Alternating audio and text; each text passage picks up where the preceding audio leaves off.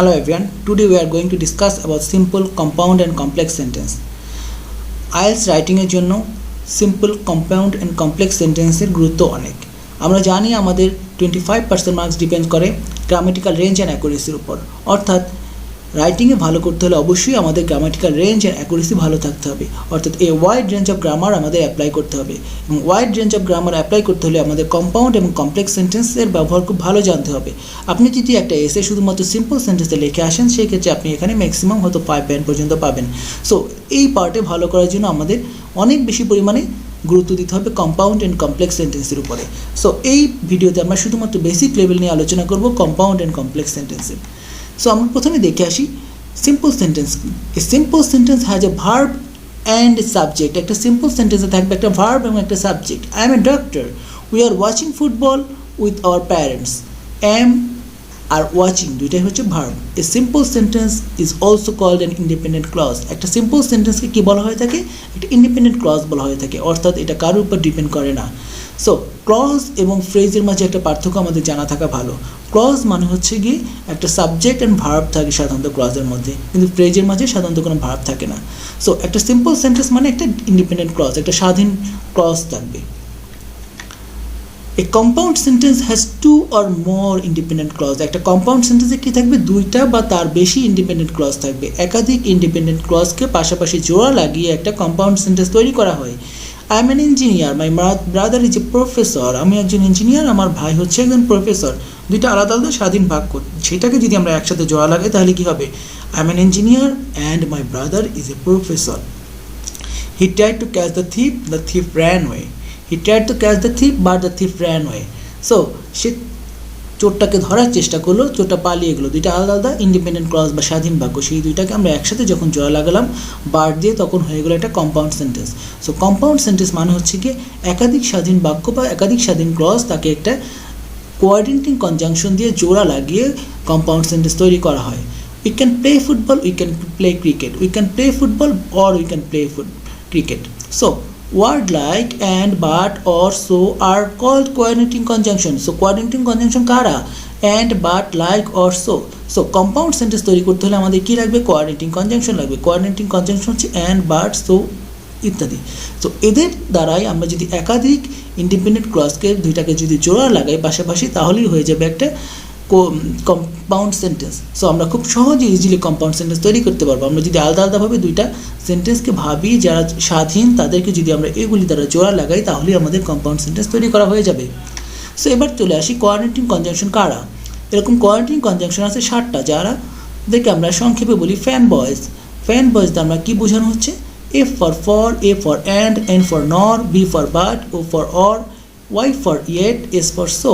So এই 7টা coordinating conjunction দিয়ে দুইটা স্বাধীন বাক্যকে যদি আমরা জোড়া লাগাই তাহলেই হয়ে যাবে আমাদের কম্পাউন্ড সেন্টেন্স। সো এবার চলে আসি আমরা কমপ্লেক্স সেন্টেন্স কি। A complex sentence has a dependent clause and independent clause. এতক্ষণ আমরা আলোচনা করছিলাম কম্পাউন্ড। কম্পাউন্ডে কী ছিল? দুইটাই হচ্ছে ইন্ডিপেন্ডেন্ট ক্লজ ছিল। এবার আমরা যখন কমপ্লেক্স আলোচনা করছি সেখানে একটা ডিপেন্ডেন্ট ক্লজ এবং আরেকটা ইন্ডিপেন্ডেন্ট ক্লজ, দুইটা ক্লজকে পাশাপাশি জোড়া লাগিয়ে আমরা তৈরি করবো একটা complex sentence. When I got the book from Arif, I read it for an hour.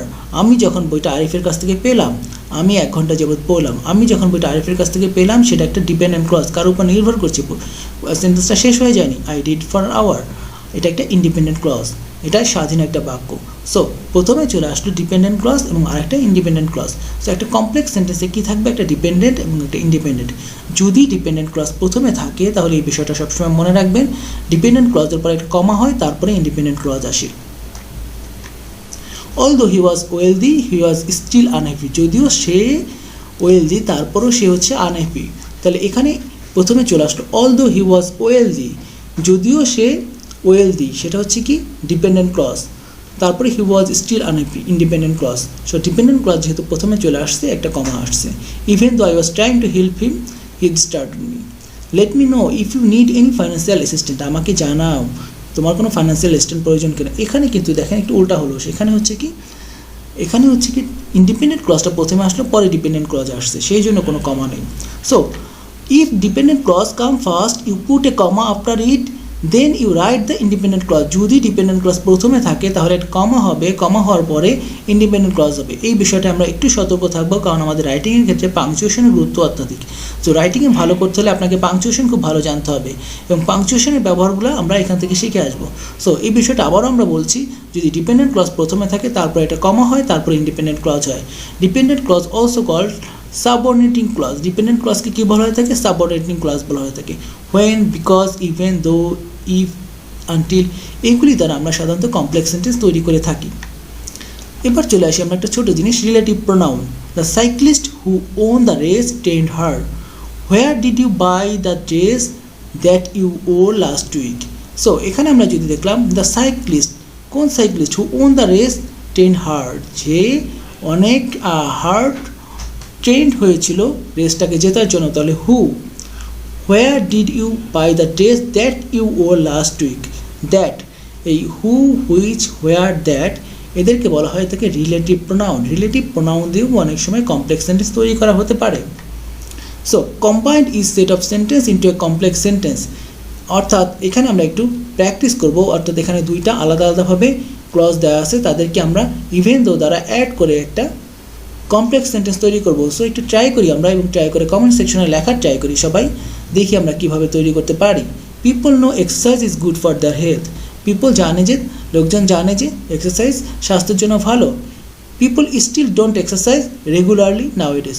তারপর লোকজন এক্সারসাইজ করে না রেগুলারলি। তো ইভেন তো দ্বারা আমরা একটা কমপ্লেক্স সেন্টেন্স তৈরি করবো। এখানে পাশাপাশিভাবে দুইটা আলাদা আলাদা সেন্টেন্স আছে, দুইটা সেন্টেন্সকে আমাদের একসাথে জোড়া লাগাতে হবে, তারপরে একটা সেন্টেন্স তৈরি করবো। সবাই একটু তৈরি করে আমরা কমেন্ট সেকশনে লিখি, আপনারা আপনাদের মতো করে তৈরি করেন, আমরা একটা এক্সাম্পল হিসেবে দেখতে থাকি। So people don't exercise regularly nowadays even though they know it is good for their health. People যদিও হচ্ছে গিয়ে লোকজন যদিও এক্সারসাইজ করছে না রেগুলারলি, যদিও তারা জানে যে এটা তাদের স্বাস্থ্যের জন্য ভালো। A man leaves in that house, the man is a doctor. একজন লোক একটা হাউসে বাস করে, ওই হাউসে বাস করে, ওই লোকটা হচ্ছে একজন ডাক্তার। সো এটাকে হু দ্বারা আমরা জোড়া লাগিয়ে একটা সেন্টেন্স তৈরি করব। A man leaves in that house, the man is a doctor. So আমরা দুইটা আলাদা আলাদাভাবে সেন্টেন্স দেখলাম, সেটাকে জোড়া লাগালে আমাদের হয়ে যাবে একটা কমপ্লেক্স সেন্টেন্স। এটাকে আমরা কীভাবে জোড়া লাগাবো? হু দ্বারা জোড়া লাগাবো। তাহলে হু দ্বারা জোড়া লাগালে আমরা কীভাবে লাগাতে পারি? The man who lives in that house is a doctor. The man who lives in that house is a doctor. Compound complex sentence. Compound complex sentence কোনটা?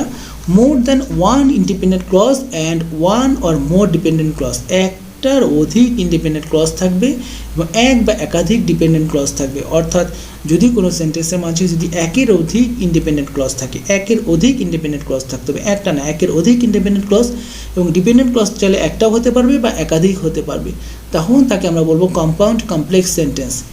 We won the game but my uniform was muddy because it rained the entire time.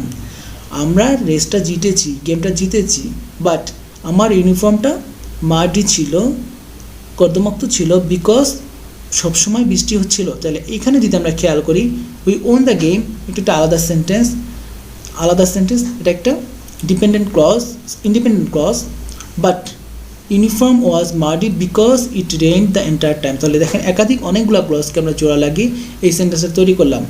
I will get to watch television but first I have to clean the dishes after you have finished eating. আমাকে অবশ্যই কী করতে হবে? I will get to watch television, আমি television দেখবো, but first প্রথমে আমি কী করবো? I have to clean the dishes, I have to হবে এখানে, I have to clean the dishes after we finished eating.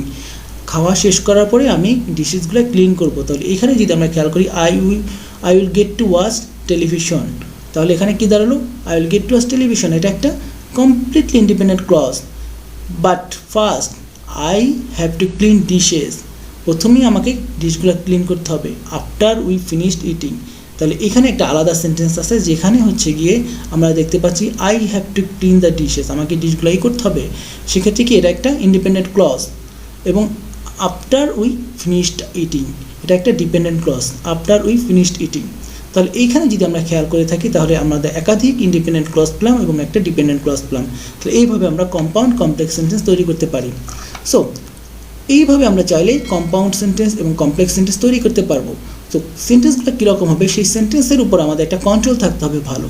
আমরা যদি একটা লম্বা সেন্টেন্স তৈরি করে ফেলি তখন হচ্ছে কি আমরা বিপদে পড়ে যাব, তখন এক্সামিনারের কাছে বিষয়টা ক্লিয়ার হবে না বা এক্সামিনারের কাছে বিষয়টা বোধগম্য হবে না। সেই জন্য আমাদের সেন্টেন্সের উপর কন্ট্রোল থাকতে হবে। পোর কন্ট্রোল অফ সেন্টেন্স লেন্থ যদি হয় তাহলে বিষয়টা কেমন দাঁড়ায়, যদি একটা এক্সাম্পলের মাধ্যমে আমরা দেখি, many children struggle with weight problems such as obesity because they don't take enough exercise and as they have a poor diet which is mainly caused by the abundance of fast food on offer, they are unable to burn off the calories and fat and thus gain weight. So একটা বড় sentence, এটা পড়ে প্রথমেই অর্থটা বোঝা অনেকটা কঠিন হয়ে দাঁড়াচ্ছে। সো এক্সামিনারের কাছে পুরো বিষয়টা তখন ক্লিয়ার হতে নাও পারে। সো এই বিষয়টাকে যদি আমরা ভেঙে ভেঙে একাধিক সেন্টেন্স দ্বারা লিখি তখন বিষয়টা একটু ক্লিয়ার হবে এবং গুড লিঙ্কিং ওয়ার্ড যদি আমরা ইউজ করি। এই বিষয়টাকে আমরা কীভাবে লিখলাম, many children struggle with weight problem such as obesity because they don't take enough exercise, একটা সেন্টেন্স শেষ হয়ে গেলো। Another reason for this problem is poor diet which is mainly caused by abundance of fast food on offer. The accumulated effect is that children don't burn off excess calories and fat and this lead to serious weight gain. So আমরা একটা sentence যেখানে ছিল বড় একটা sentence ছিল যেটা দ্বারা অনেক কিছু অস্পষ্ট ছিল সেটাকে ভেঙে ছোট ছোট 3টা সেন্টেন্সে লিখলাম, লেখার কারণে আমাদের বিষয়টা ক্লিয়ার হয়ে গেল। সো আমরা কমপ্লেক্স সেন্টেন্স লেখার সময় অনেক বেশি পরিমাণে বড় সেন্টেন্স লিখব না, বরং আমরা ভেঙে ভেঙে ছোট ছোট কমপ্লেক্স সেন্টেন্স লেখার ট্রাই করব। সেক্ষেত্রে বিষয়টা এক্সামিনারের জন্য যেমন সহজ হবে আমাদের জন্য এরর ফ্রি থাকা অনেকটা সহজ হয়ে যাবে। সো আমরা এই ভিডিওতে আশা করি কমপ্লেক্স সেন্টেন্স সম্পর্কে মোটামুটি একটা ধারণা পেয়ে গেলাম। পরবর্তীতে ভিডিওতে আমরা চেষ্টা করব যে কীভাবে একটা প্যারাগ্রাফকে ডেভেলপ করা যায় কমপ্লেক্স সেন্টেন্স দ্বারা। ততক্ষণ সবাই ভালো থাকবেন, সুস্থ থাকবেন। পরবর্তী ভিডিওতে দেখা হবে।